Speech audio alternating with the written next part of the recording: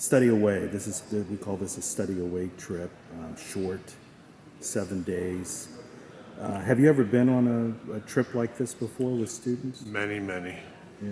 DC, Chicago, Charlotte. Yeah. Just lots and lots of these. But this is an international city with a different language, of course. And I like to see the interaction of the students with a language they're not familiar with. What do you think students get out of a trip like this? It's really short. What do you think the benefits are for students?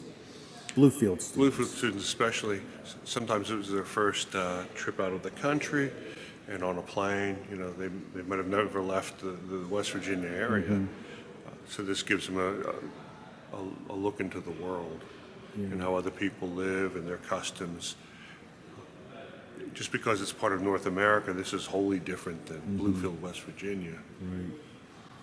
So, and how about, we also have some faculty along. What do you think the benefits are for faculty at Bluefield? The benefit for faculty is you're able to open up your classroom into a different, you're teaching in a different world. Instead of in a box, you're teaching in your city is the classroom.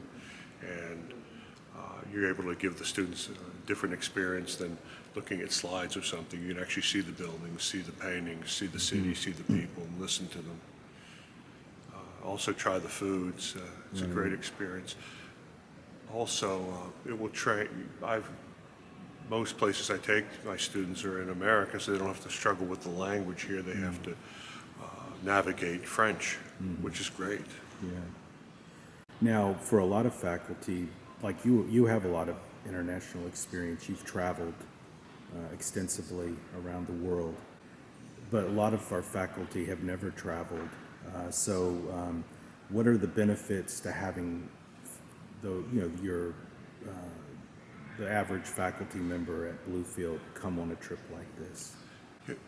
Especially to a country with a different language, it teaches you to be a little more sharp, and the customs may be different. Situations might be a little more uncomfortable if you don't know the language. So it teaches you to be prepared for such situations, the unknown. Right. Specifically about art in Quebec, and we're here at a museum, an art museum.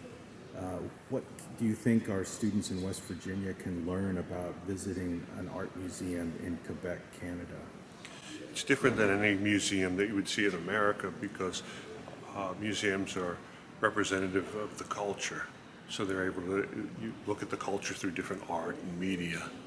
We see a lot of indigenous artwork here from the indigenous people, the First Nation people, and I didn't expect to see such a fine collection. And you get to see the variety of media, a lot of sculpture, stuff that you wouldn't see in America. This museum has a great collection of French industrial design that you wouldn't really see anywhere else except in Paris. Right. We're going to do these kinds of programs again in the future. What can you tell students in your class that would motivate them to want to join a trip like this? And you can anticipate the reasons students might not go.